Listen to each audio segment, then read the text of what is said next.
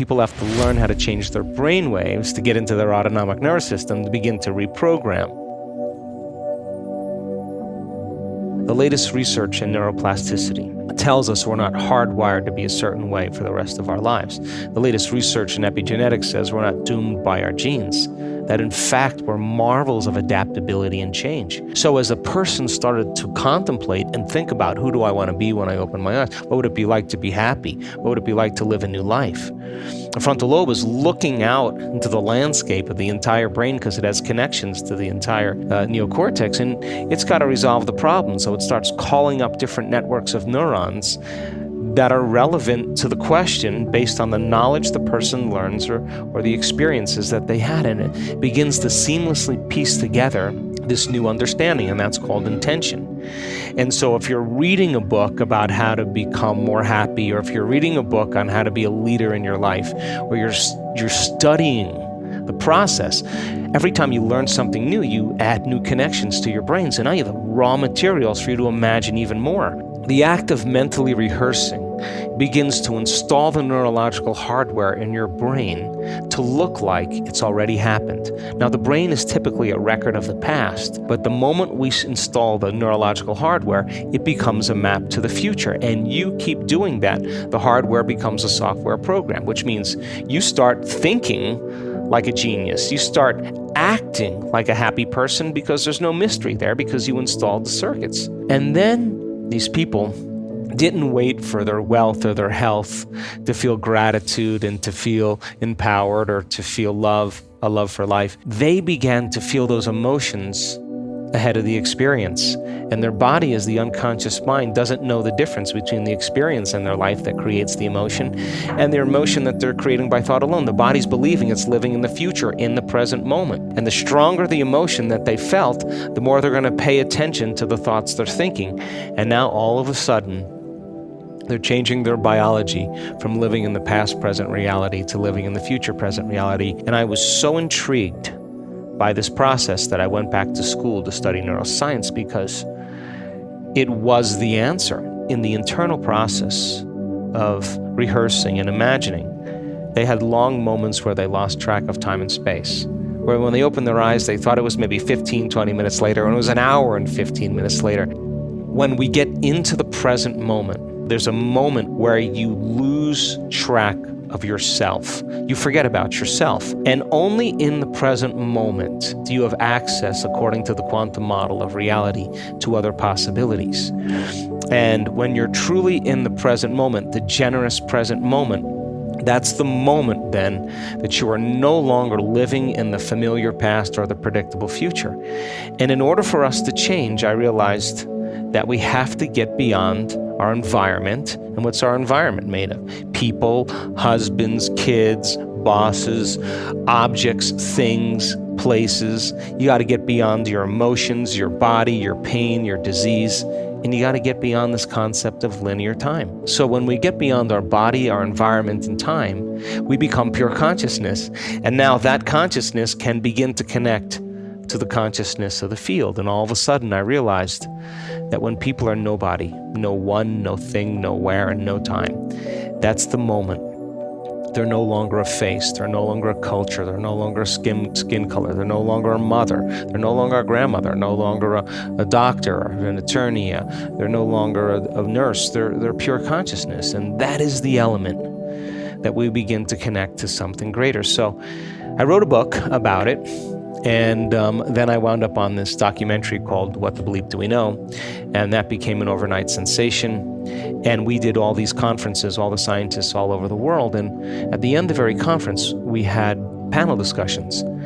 And I started listening to the people's questions during those panel discussions. And they asked really three important questions. How do we do it? Which is a good question. How do our thoughts affect our body or our life? Second question, if our personality creates our personal reality, and it does, and our personality is made up of how we think, how we act, and how we feel, in order for me to change my personal reality, I have to change my personality. Why the hell is it so hard to change? And I thought that was a really good question. And the third thing was, what do you do?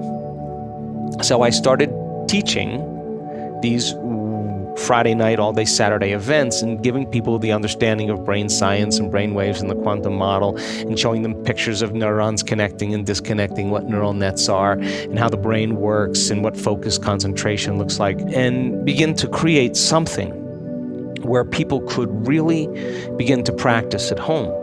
And basically I said, okay, well, if these are the 4 principles that these people used in my first book to heal based on my investigation, it should work for sick people or normal people. The process is exactly the same. We got to unlearn and relearn. We got to break the habit of the old self, reinvent a new self. We got to unfire and unwire and refire and rewire. We have to prune synaptic connections and sprout new connections. Unmemorize emotions stored in the body, and then we have to recondition the body to a new mind and to a new emotion, to stop signaling the same genes in the same way and begin to signal new genes in new ways, to pull our attention and our energy out of the familiar past and begin to invest our attention and energy into a new future, to go from the known to the unknown. The model was built, and we started doing these workshops all over the world, from Australia to Mexico to Colombia to Canada to the United States to South Africa to all over Europe. We were teaching these events, and to be honest with you, the first year I didn't see many changes. We saw some people be happier, a greater sense of well-being, but no real breakthroughs. But at the end of these introductory level courses, people would ask, can you teach another level? So then I taught a level 2, and then at the end of that, they said, can you teach another level? Then we taught a level 3, and then they said, can you teach another level? And I said, I don't know anything else. But right around that point, I started having some really profound mystical experiences. Those mystical moments were so profound that I couldn't go back to be Joe Dispenza again. And all of a sudden, I realized that every time I had one of those mystical moments, the first thing that I came to when I came back to who I was I have this all wrong. Like some layer of conditioning, how we're so unconscious to how we view the world. Some layer, some veil was lifted. And then all of a sudden, I got very passionate about the mystical, and so we started teaching a level 3.5. And then right around this time, all of a sudden, people started sending the emails in. My God, I was diagnosed with this condition. I was trying to get this job, and I changed my energy, and I changed this, and I started doing the work, and my body's healthy. Here's the blood tests, here's the scans. And all of a sudden, we started seeing that it started to catch on. And so I wrote my second book called Breaking the Habit of Being Yourself. It was a great success, and there was a great meditation in there and a how-to. And I watched many people right around this point start to make really profound changes in their health right during our events. So we went from a level 3.5 to a level 3.5 pi, and we started seeing spontaneous remissions right in our events. And all of a sudden, I knew that I had to change everything.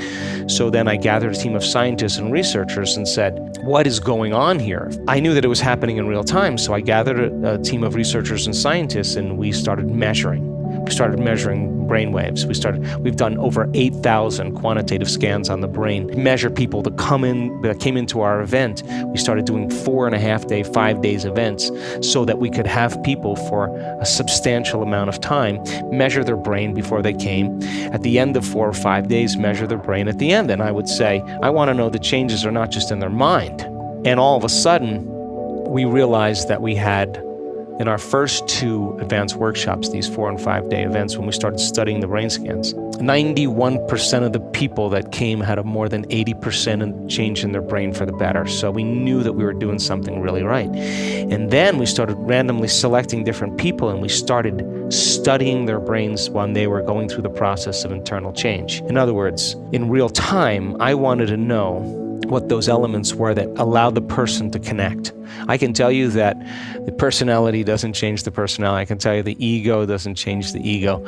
I can tell you that matter takes a long time to change matter, that the brain takes a long time to change the brain. Only when you become pure consciousness, that consciousness is the phenomena above the brain and matter. And we started realizing that when people are stressed out or they're emotional, and they start analyzing themselves and their lives within some disturbing emotion, they make their brain worse every time, not just once or every time. So we did over 5,000 HRV scans on the heart, because when you're stressed out and when you're impatient and when you're frustrated, the heart beats out of rhythm because it believes that there's a predator behind the corner here, or you're worried about the next thing that's going to happen. You're switching on the survival centers. And so It takes a clear intention and elevated emotion to begin to affect matter and the nature of reality. So you got to open your heart. And I wanted to teach our students how to make that a skill. And we could measure them when they do it. And when you feel gratitude and appreciation and love and kindness and care, your heart starts beating in rhythm. It starts beating in a coherent pattern. When you start getting beyond matter and bodies and people and things, and you take your attention and you open your awareness to space, to nothing, the brain gets super coherent. We've measured it thousands of times. And so we just got better at teaching the process, and our students can create brain coherence and change their brain waves in 4 seconds, 5 seconds, 9 seconds, 12 seconds, 15 seconds. They just know, it's a skill. They know how to do it. And when I say go into heart coherence, they know how to do that. They can do it for 45 minutes. And why is it important? Because so many times in our life we go unconscious and we disconnect. And when the heart is beating coherently, it produces a measurable magnetic field that can be up to 3 meters wide. That's a magnetic field that allows you to begin to spread your energy. Mm-hmm. And that energy is a frequency, and frequency carries information. And now that energy can carry the thought of your abundance. It carry the thought of your wealth, because all thoughts have a frequency.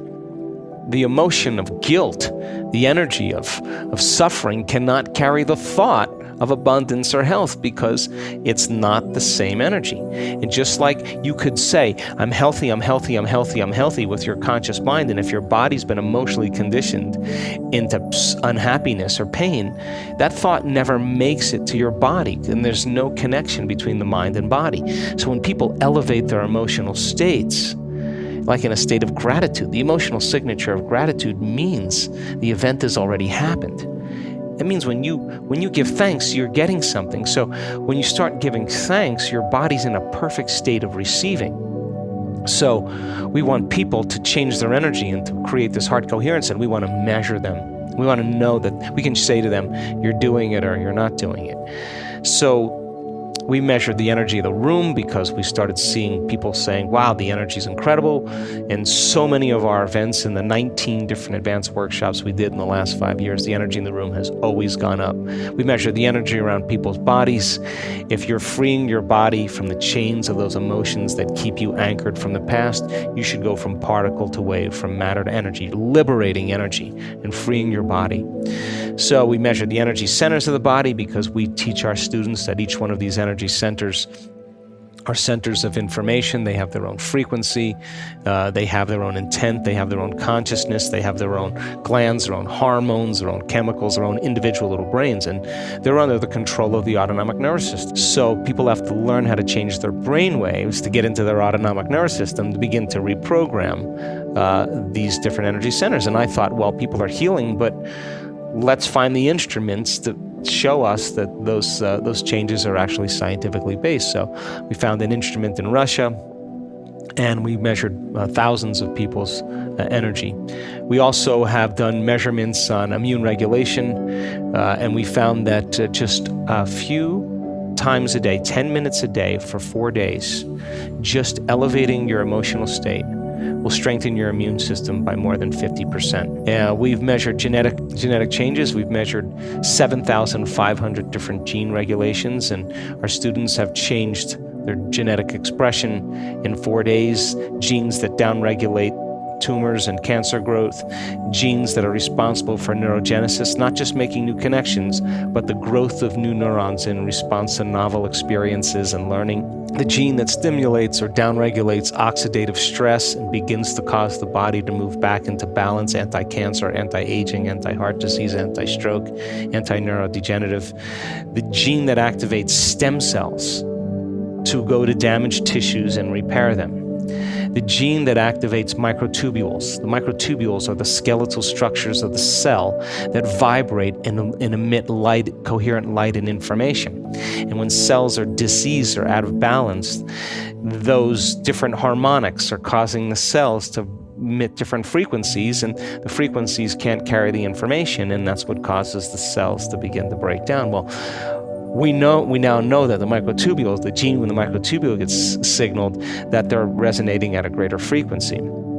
And so our most recent research was measuring telomere lengths. And telomeres are the little DNA shoestrings that every time a cell divides, it gives up a little of that shoestring. And so the body begins to biologically age. So my question was, could we reverse that? So we randomly selected 32 people. We asked them to do meditation for 60 days. And 74% of those people had a change for the better in their telomere length. We had 40% have a significant change, and we had 23% have a dramatic change. In other words, they got a certain percentage of their life back. One lady, we measured the telomeres at the beginning of the event. 4 days later, we measured the telomeres, and we measured the telomeres 60 days later.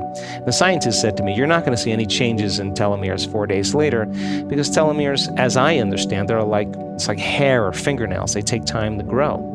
But I said to the scientists, we're witnessing people get their hearing back in one meditation. Why not once, not twice, not 3 times? We have people with skin rashes come out of a meditation and the skin rash is gone. They're getting a biological upgrade. So I said, well, if it's happening in no time, it's not a Newtonian phenomenon. It's not matter changing matter. Like, we're talking about energy changing matter, which is a quantum phenomenon. And I said, if that's happening, is it possible that their telomeres could lengthen in a very short amount of time? And he paused for a long time, and then he said, I think it is possible. I said, well, I'm willing to spend the money to see if it's true. And we had one lady who lengthened her telomeres in 4 days, which is really, really significant. So anyway, I gathered all this data, and I wrote a book called You Are the Placebo, Making Your Mind Matter. And I had thought, well, hell, if you understand the science of the placebo, giving someone a sugar pill or a saline injection or performing some false surgery or procedure, a certain percentage of those people will accept, believe, and surrender to the thought that they're getting the real substance or treatment, and they begin to program their autonomic nervous system to make the exact pharmacy of chemicals equal to the substance they think they're taking. Now, that's not light dinner conversation. That means then that pill, which is an inert substance, is a symbol that represents a possibility in the quantum field.